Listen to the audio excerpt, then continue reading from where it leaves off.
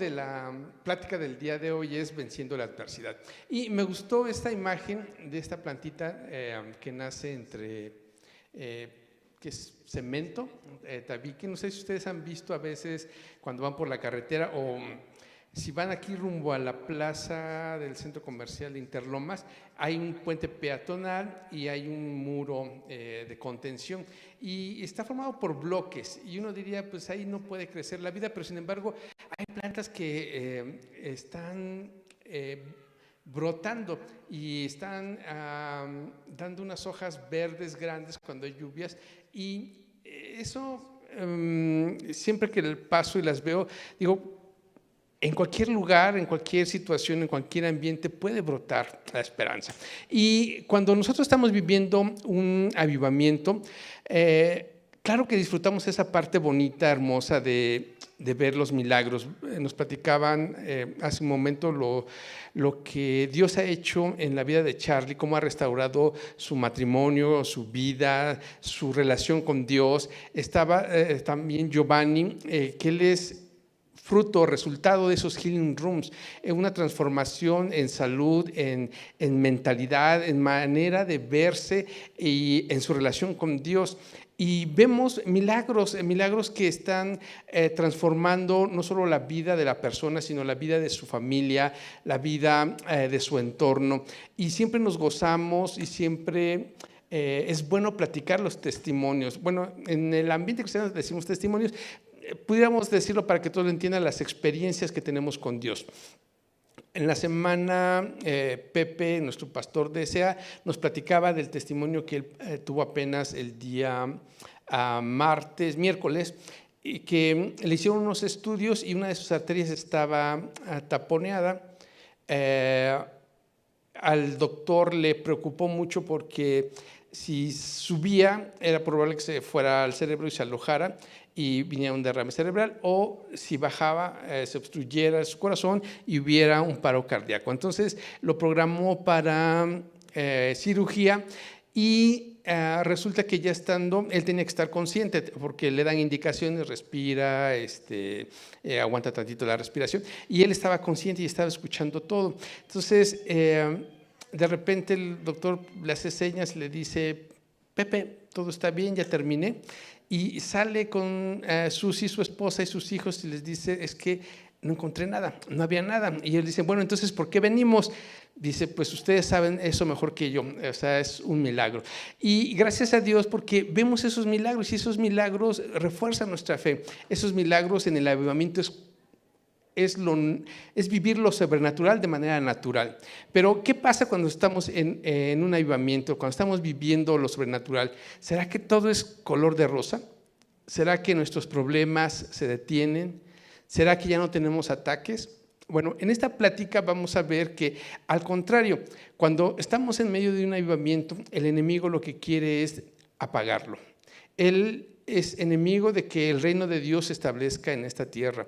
Ahora, no somos un pueblo masoquista que nos gusta sufrir y que va relacionado una cosa con otra, o sea, no necesariamente, pero sí vienen ataques a nuestras vidas. Y me gustaría iniciar con una lectura en Mateo capítulo 10, verso 1. Vayamos en nuestra mente, vamos a imaginar que estamos frente a Jesús. Y Jesús está a punto de comisionarnos. Entonces está Jesús al frente hablando, están los 12 discípulos en primera fila y luego estamos atrás nosotros. Y estamos escuchando a Jesús. Y Jesús dice, reunió a sus 12 discípulos y les dio autoridad para expulsar espíritus malignos y para sanar toda clase de enfermedades y dolencias. Los discípulos estaban viviendo su avivamiento, tenían al maestro. Bueno, y nosotros ahí también porque estábamos ahí en esa primera cena. Entonces, Jesús, ¿qué nos está diciendo? Yo les doy poder y autoridad para expulsar espíritus malignos, para sanar toda clase de enfermedades, dolencias, etcétera, etcétera. ¿Y cómo nos sentimos nosotros? ¿Cómo? Eufóricos. ¿Qué más sentimos? Alegres, quizás nerviosos, ansiosos de ya ir a imponer manos, y estamos así, sí, ya, vámonos, y estamos así, pero Jesús sigue hablando. Y en el versículo 5 de ese capítulo 10 dice, Jesús envió a los 12 apóstoles con las siguientes instrucciones y les da unas instrucciones que dicen no se detengan, no saluden, no se lleven dinero. Y eso está bien para los que nos gusta ser muy de procesos y indicaciones muy precisas. Bien, Jesús, sí, eso es lo que necesitamos, indicaciones. Y luego sigue hablando Jesús y dice en el 11, bueno, que entren a una ciudad, como no tenemos reservaciones, dice, si los reciben bien, prediquen, denme la bendición, y si no, sigan de largo y pobre de esa ciudad. Pero en el 12 dice, bendíganlo, entren en el hogar, y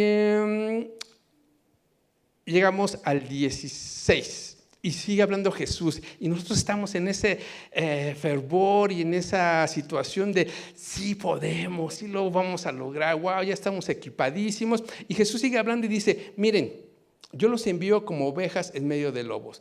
Y estamos en eso y de repente, por lo tanto sean astutos como serpientes, pero inofensivos como palomas. ¿Qué habrá querido decir como que nos manda entre lobos? Y así como que sí seguimos con la sonrisa en la boca, pero pensando. Luego en el 17, tengan cuidado porque los entregarán a los tribunales. Y así hacemos como cara de, ¿por qué? Y los azotarán con látigos en las sinagogas y nos empezamos así como a sobar la espalda. Y serán sometidos a juicios delante de los gobernantes. Y ya estamos haciéndole, Jesús, ya córtale, no nos estás motivando. O sea, si lo que querías era empoderarnos, ibas bien, pero ahí ya déjalo a Jesús. Pero Jesús sigue hablando y dice, y los someterán a juicio delante de gobernantes y reyes por ser mis seguidores. ¿Cómo tendremos nuestro ánimo? O sea, pero dice, pero eso será oportunidad para que les hablen a los gobernantes y incrédulos acerca de mí. En las adversidades hay oportunidades. En medio de las adversidades es donde surgen las oportunidades, pero ¿cómo aprovechar esas oportunidades? ¿Cómo vencer la adversidad para que esa adversidad se convierta en una oportunidad de hacer algo glorioso para nuestro Dios? Bueno, de eso se trata nuestra plática del día de hoy. Y quisiera llevarlos al libro de Nehemías. Bueno, Esdras y Nehemías son paralelos, son contemporáneos, vivieron en la misma época y les tocó vivir las dos cosas, un avivamiento y también una adversidad. ¿Cuántos se sienten que en estos momentos, en estos días, en estas semanas están pasando por esa situación? Adversidad en el trabajo, adversidad en su negocio, adversidad en su matrimonio, adversidad con algún hijo, adversidad con la enfermedad, adversidades, pero ¿por qué si nos habían dicho que este iba a ser un año de cosecha acelerada, si este iba a ser un año de bendición? ¿Por qué pasamos esto? Bueno, porque va a haber oportunidades para transformar eso en algo glorioso para nuestro Dios. Y así como posiblemente tú estés pasando esta situación no es nueva. Yo sé que, como dicen, consuelo de otros, consuelo de tontos. No nos consuela mucho saber que otros son igual, no, pero nos consuela saber que en medio de esa adversidad Dios los sacó adelante y eso cambió en una oportunidad para hacer cosas gloriosas para nuestro Dios. Y Nehemías y Esdras estaban ahí. Estos son nuestros dos actores principales. Ahora, vamos a presentarlos. ¿Quién es Esdras? Bueno, Esdras era un sacerdote y un escriba. Conocía la ley, la palabra de Dios, pero sobre todo era un hombre que ardía, su fuego ardía, su corazón ardía en un fuego por compartir esa palabra de Dios, por levantar un pueblo, por hacer que ese pueblo que había olvidado a Dios se volviera a Él y regresara a Él. Y ese fuego lo llevó a hacer grandes cosas. Y ahora, ¿quién era Nehemías? Bueno, Nehemías era copero del rey. Haciendo un poquito de contexto, el pueblo judío había sido llevado cautivo a Babilonia. Eso lo había anunciado Dios, les había dicho a su pueblo, arrepiéntanse, una oportunidad tras otra, hasta que llega el profeta Jeremías y los están asediando el pueblo de Babilonia. Y mientras algunos decían, no va a pasar nada. Dios siempre ha dicho que ahí viene, ahí viene, ahí viene y no pasa nada. Pero Jeremías les dijo, sí, ya sus ojos lo van a ver, pero tengan ánimo. Después de 70 años, Dios nos va a permitir regresar a nuestra tierra. Y eso fue una profecía que se cumplió. Pasaron esos 70 años y el pueblo de Israel pudo volver a Jerusalén. Ahora, ¿qué pasa? Ese regresar a su tierra se dio en 3 distintas oleadas. La primera oleada, la primera migración, por decirlo así, fue bajo el liderazgo de Zorobabel. Bajo este liderazgo, el templo empieza a construirse, pero la obra se detiene. Y la obra se detiene por 16 años, pero es bajo la influencia, la motivación de Ageo y Zacarías, los profetas, que se logra culminar el templo. Pero después viene una segunda oleada o migración que es a través de Esdras, uno de nuestros 2 personajes, ¿sí? Y él lo que hace es que empieza a prender ese fuego, ese avivamiento en el pueblo para acercarse a Dios. Y les empieza a leer la palabra de Dios, los rollos de aquel entonces, y empieza a transmitir ese fuego, empieza a prender esa chispa. Y el pueblo de Dios empieza a reaccionar y empieza a trabajar. Pero después viene la oposición, y la oposición hace que esa obra se detenga. Y aquí entra en acción Nehemías. Nehemías era el copero del rey, era un cercano. ¿Por qué lo sabemos? Porque dice que cuando el rey lo vio preocupado, le preguntó, Nehemías, ¿qué tienes? ¿Qué puedo hacer por ti? O sea, cuando tú le preguntas a alguien, es porque primero lo conoces. Primero tienes esa capacidad de reconocer sus emociones, de saber cuando alguien está triste, contento, preocupado, ensimismado. Y el rey tenía esa capacidad porque había convivido mucho con Nehemías. El ser copero del rey era un puesto muy importante, de mucha confianza. Pero no solo se interesó por su aspecto, sino que dijo, ¿qué puedo hacer por ti? Y Nehemías le dice, ¿sabes qué? Estoy triste porque mi pueblo está en ruinas. Quisiera ir y reconstruir mi ciudad. Y el rey,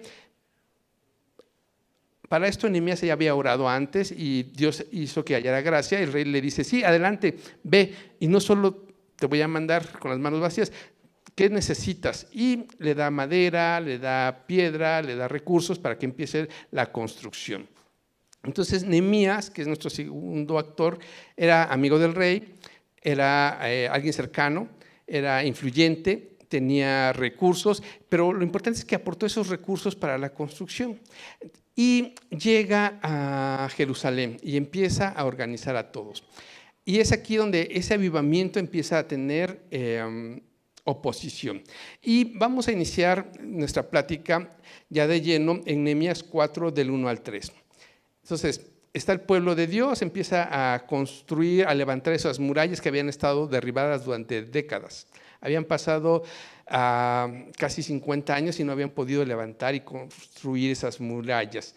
Y esas murallas eran un monumento, un recordatorio constante del fracaso que habían tenido.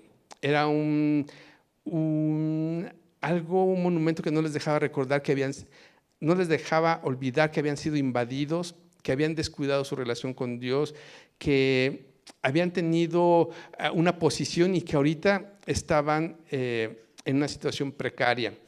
Era algo que como nación, como pueblo, como persona, les causaba dolor y humillación.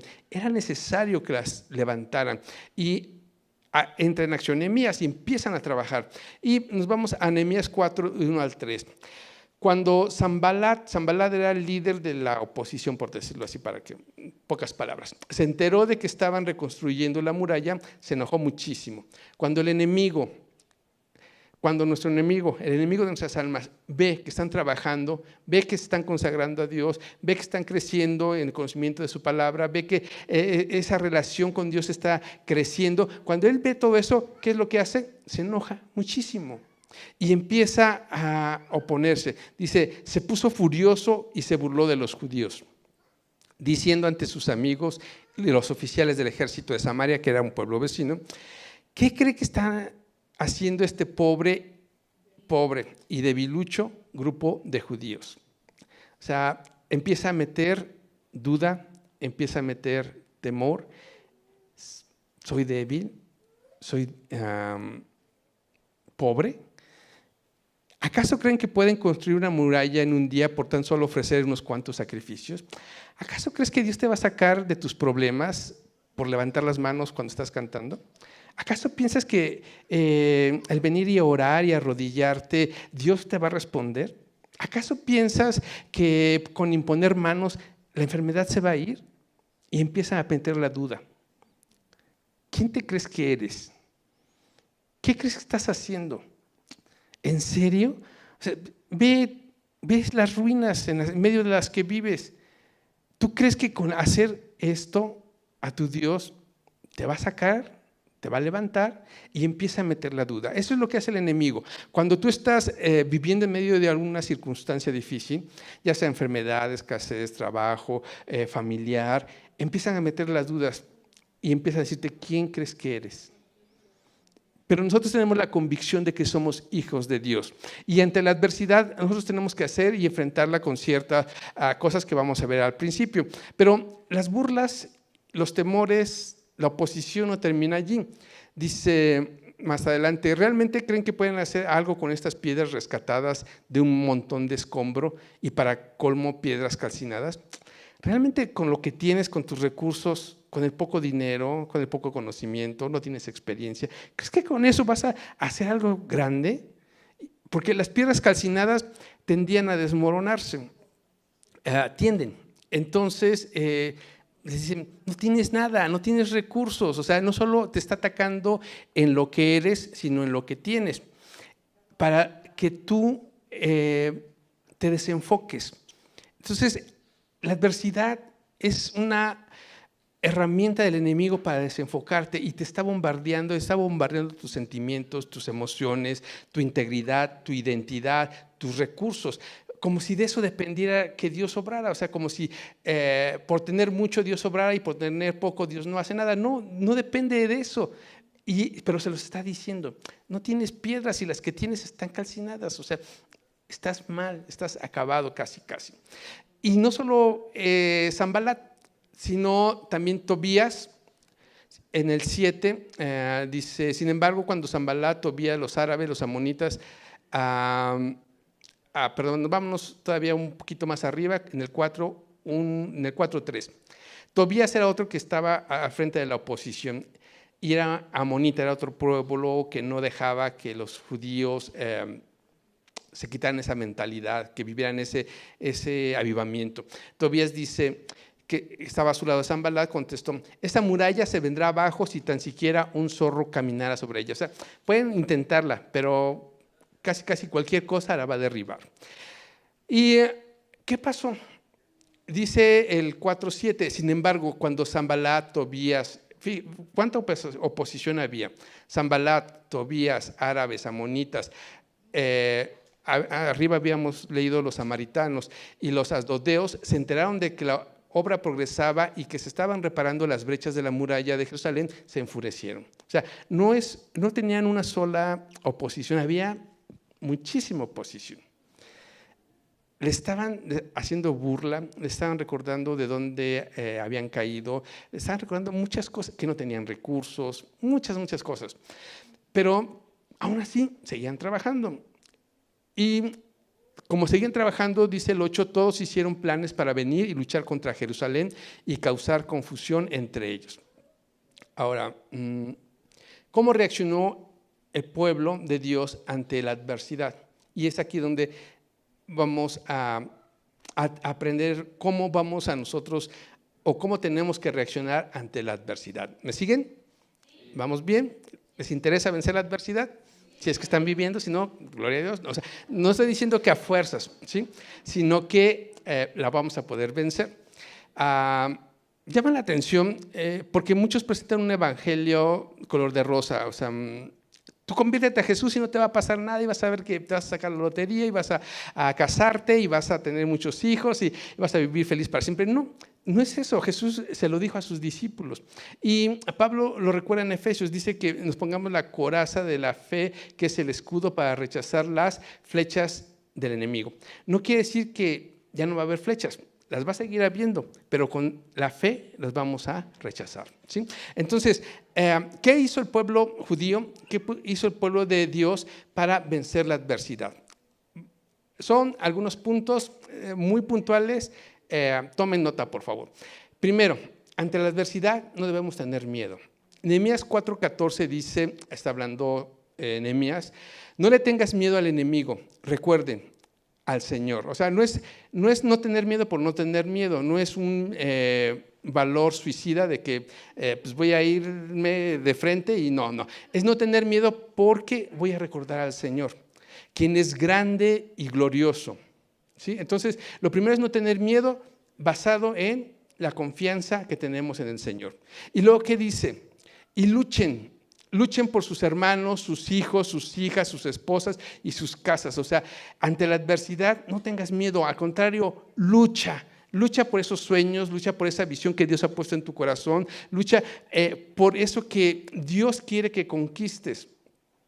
Cuando iniciamos los capulines, quien ya fue, saben que es un paisaje hermoso, rodeado de montañas, de nubes, arcoíris, muy bonito, paradisíaco, pero eso es lo que unos ven. Otros ven que está en un cerro, otros ven que hay que entrar por terracería, otros ven que no hay recursos en la región, otros ven la adversidad.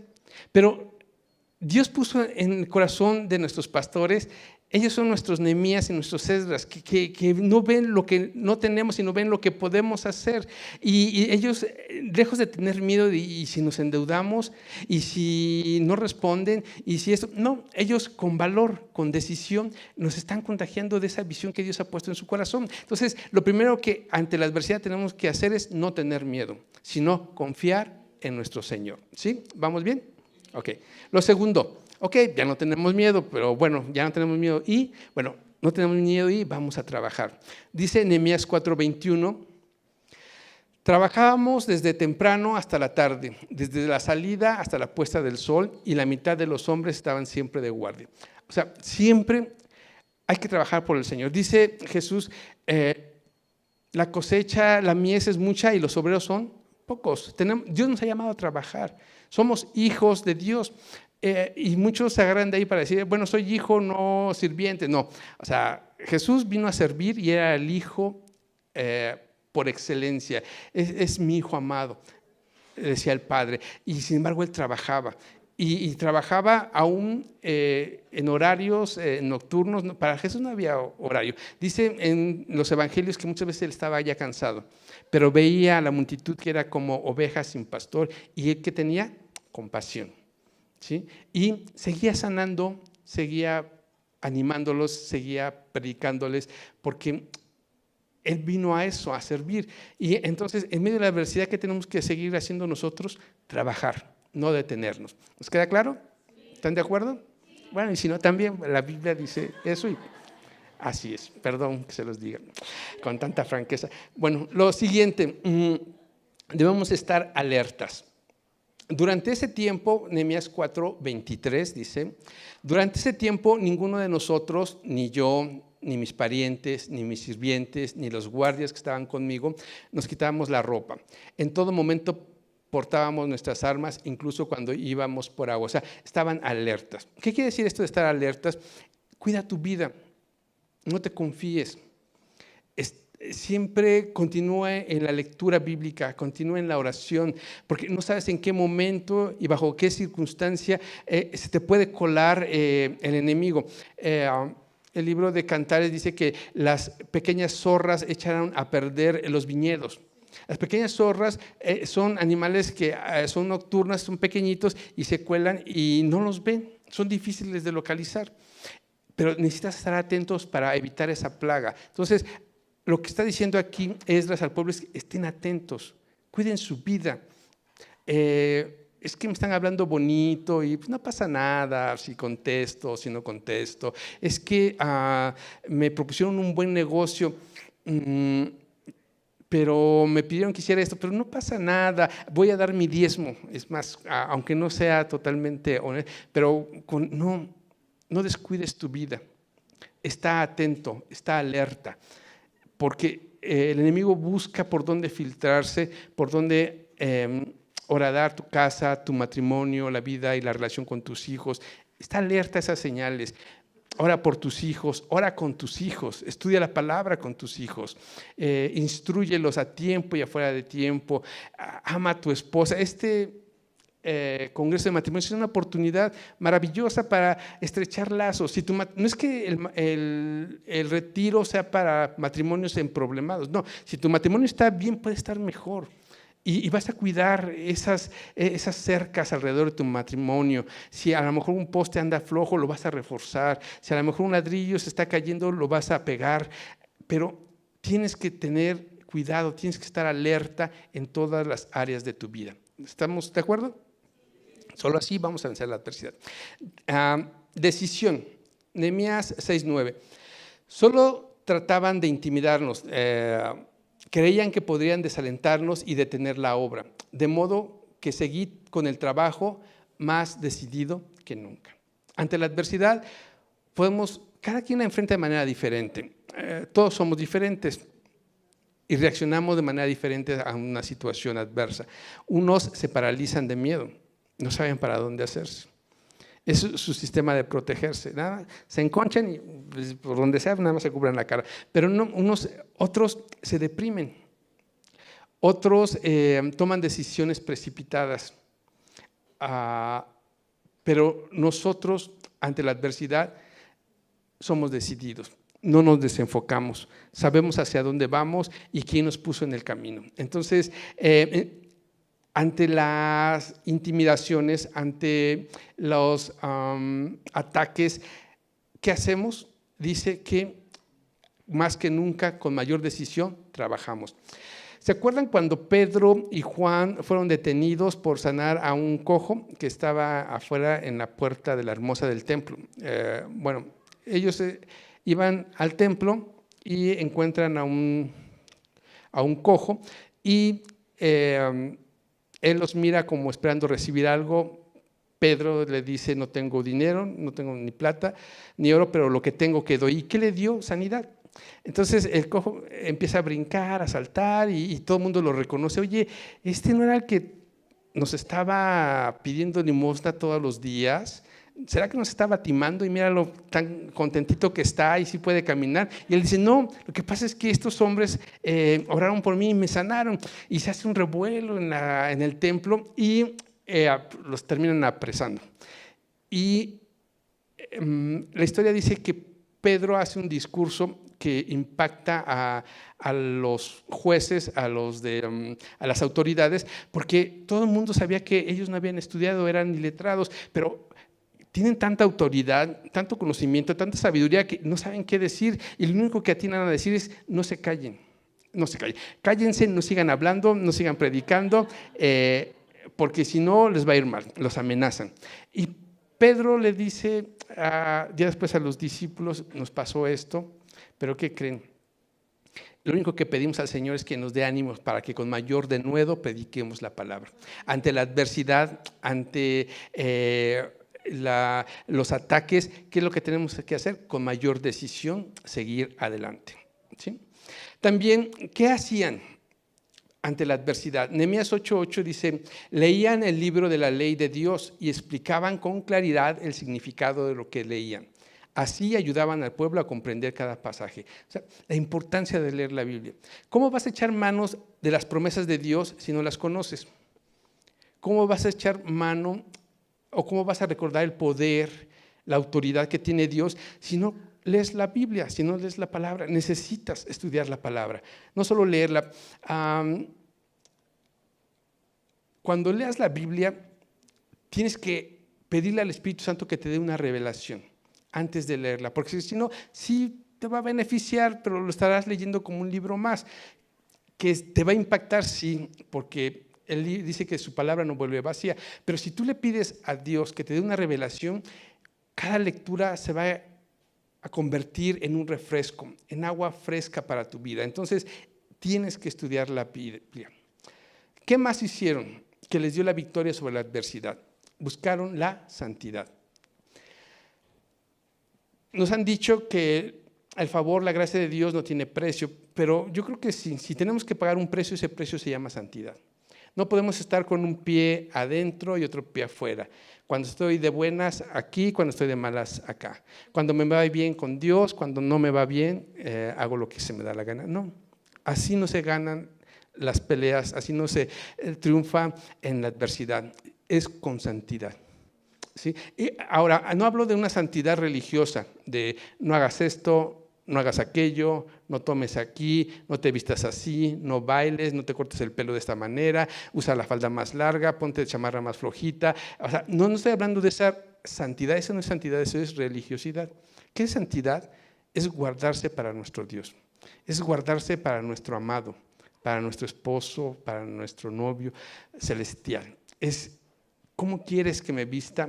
¿Qué quieres que coma? ¿Qué quieres que diga? ¿Cómo te puedo tener contento? Esa es la santidad que Dios demanda.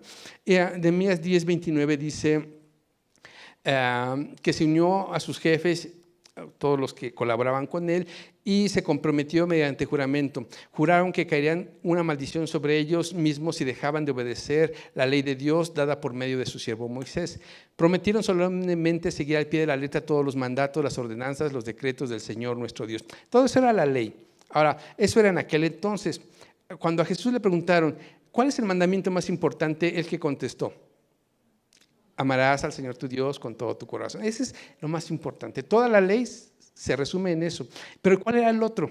Amarás a tu prójimo como tú mismo. Eso es santidad. Amar a Dios y amar al prójimo.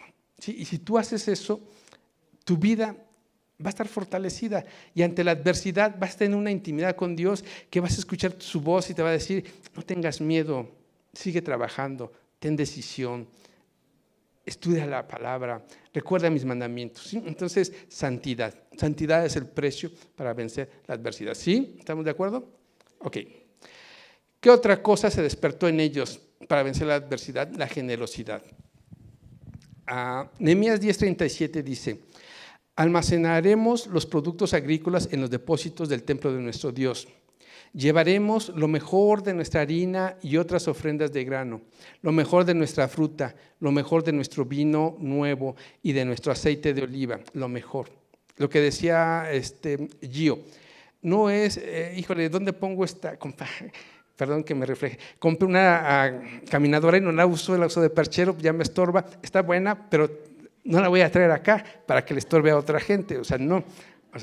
O la dono a otro lado, pero no traer lo que nos sobra, lo que no usamos. No, eso no es parte de la identidad como hijos de Dios. Cuando tenemos la identidad correcta, damos lo mejor que tenemos, porque sabemos a quién se lo damos. O sea, no se lo estamos dando a los niños o a las señoras de los capulines. ¿A quién se lo estamos dando? A Dios. Entonces, traigamos lo mejor, lo que nos llene de gozo, ay, mira, Dios, lo que te traje con mucho amor, con mucha alegría. Se despertó la generosidad en medio de la adversidad. ¿Por qué? Porque estaban alineados con Dios. ¿Vamos bien? ¿O ahí ya no estamos bien? No, tenemos que estar bien también en este punto. El compromiso. Nehemías 10:39. Todos nos comprometemos a no descuidar el templo de nuestro Dios. El compromiso es muy importante. Si no estamos comprometidos con la visión, a las primeras de cambio, a las primeras adversidades, ¿qué es lo que va a pasar? Nos vamos a alejar, nos vamos a detener. Es que esto no era lo mío, no pensé que fuera así. Cuando no hay compromiso, no hay continuidad. Entonces, en medio de la adversidad debemos demostrar el compromiso que hicimos. Y el último punto es un punto que me gusta mucho, porque aquí ya terminaron la obra, o sea, aquí ya terminaron la adversidad, aquí ya levantaron las murallas. Dice Nehemías que la muralla se levantó en 52 días, o sea, habían pasado décadas sin que la pudieran levantar. De repente, en medio del avivamiento, en medio de la adversidad que iba ligada a ese avivamiento, se pudo concluir una obra, un proyecto que los levantó, los despertó de manera personal y como nación. ¿Y qué pasó cuando terminaron esa gran obra? ¿Se acuerdan que cómo se burlaban de ellos? Que cuando se subiera una zorra, ¿qué iba a pasar? Se iba a caer. ¿Sí? Entonces, No sé si lo hizo Nehemías como, ¿cómo dicen? Cachetada con guante blanco, o para burlarse de ellos, o para desquitarse, pero lo que organizó fue un desfile arriba de la muralla, como diciéndoles, a ver, no que no se iba a poder, no que se iba a caer, pues para que veas que no, vamos a marchar arriba. Y hizo un desfile y organizó dos grupos. Un grupo iba a caminar por el muro hacia el sur y otro grupo iba a caminar por el muro hacia el norte. ¿Cómo estaban conformados estos grupos? Dice, no eran así como que poquitos, eran muchos, por lo que vamos a leer, Nehemías 21, 31 al 36. Cuando terminaron la obra, dice el 31, conduje a los líderes de Judá a la parte superior de la muralla. Y subieron bien, o sea, no subieron así de puntitas, no, subieron bien. Dice, y organicé dos grupos de coros para dar acción de gracias. O sea, el primer grupo estaba formado por un coro, ¿no? Uno de los coros se dirigió hacia el sur por encima de la muralla hasta la puerta del estiércol. Y luego el 32 dice, Osías y la mitad de los jefes, muchos lo seguían atrás. O sea, estaba el coro y después sacerdotes. Después dice, luego iban a sacerdotes tocando trompetas, o sea, iban el coro, sacerdotes, los músicos, ¿sí? O sea, era un contingente grande. Todavía dice, y después iba parte del pueblo. Y este primer grupo, ¿quiénes son nuestros dos principales personajes? Esdras y Nehemías. Entonces, en el 36, al final dice, todos los instrumentos musicales indicados por David, hombre de Dios, y Esdras, el escriba, lideraba la procesión. Entonces, este grupo que iba por el lado sur, ¿quién los guiaba? Y el del lado norte, ¿quién los guiaba? ¿Por qué Nehemías? ¿O quién era Esdras primero? Era sacerdote, escriba, había iniciado el movimiento espiritual con la lectura de la Biblia, les estaba enseñando. ¿Tenía mérito? Sí. Okay. Ahora, Nehemías, ¿por qué Nehemías? ¿Quién era Nehemías? Era copero del rey, ¿qué más? Tenía muchos recursos y había aportado, ¿qué más? Era influyente, era el gobernador, ¿qué más? ¿De quién era el proyecto? De Nehemías. ¿Quién lo había iniciado? ¿Quién los organizó? Porque Nehemías hizo algo inteligente, o sea, Nehemías dijo, es que es una obra muy grande, vamos a dividirnosla. Sergio, tú haces de la bandera, donde está el anuncio de ruta de evacuación. Pepe, tú haces de ruta de evacuación a la columna. Ian, tú haces de la columna hacia atrás. Y así los dividió y cada quien construyó y cada quien terminó la obra. Él lo organizó. Entonces, ¿quién guió el segundo contingente? No, sí, pero no. O sea, méritos tenía. Vamos a leer Nehemías 12:38.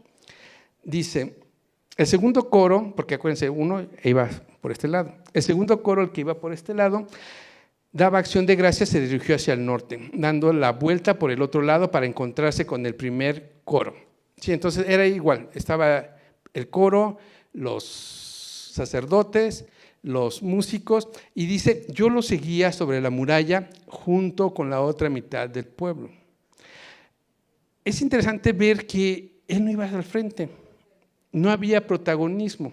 En un avivamiento no hay protagonismos. Cada quien hace con excelencia lo que le toca hacer. Cuando le toca hacerlo, donde le toca hacerlo, sin importar que sea el centro de la acción. ¿No le sorprende esto? ¿Méritos tenía o no? Pero no empezó con que, ay, ¿y por qué Esdras iba ya al frente y yo no? O yo puse más que él y miren, no estoy ahí. O yo soy el gobernador, tengo un puesto más importante, ¿por qué no voy al frente? A él no le importó eso. Él sabía que había cumplido con su misión. Él sabía que aquello para lo que Dios lo había levantado se había terminado. Y se gozaba con todos. Posiblemente iba a la mitad o hasta atrás, no sabemos, pero él no iba al frente. Cuando hay un avivamiento y quieres vencer la adversidad, no hay lugar para el orgullo, para competir entre nosotros. Es que yo conozco al predicador, es que yo soy amigo del profeta, es que el apóstol es mi cuate desde niño, es que yo lo traje y yo lo invito. No. no hay lugar para el protagonismo. Si quieres vencer la adversidad, debes de trabajar con humildad, donde Dios te ponga haciendo lo que Dios te diga con excelencia y gozándote, al igual que todos, por las victorias que Dios nos va a dar. ¿Estamos de acuerdo? Ok, entonces, no sé qué circunstancia estés pasando, no sé si esa circunstancia te está queriendo desenfocar, es lo que el enemigo quiere hacer. Pero a lo que nos llama Dios es a trabajar con unidad, a estar enfocados, a no tener miedo, a estar alertas, a estudiar su Biblia, la palabra de Dios, a tener decisión, a trabajar con humildad, ¿sí? Entonces, concéntrate, enfócate en lo que Dios te puso a hacer, Él te va a dar la victoria.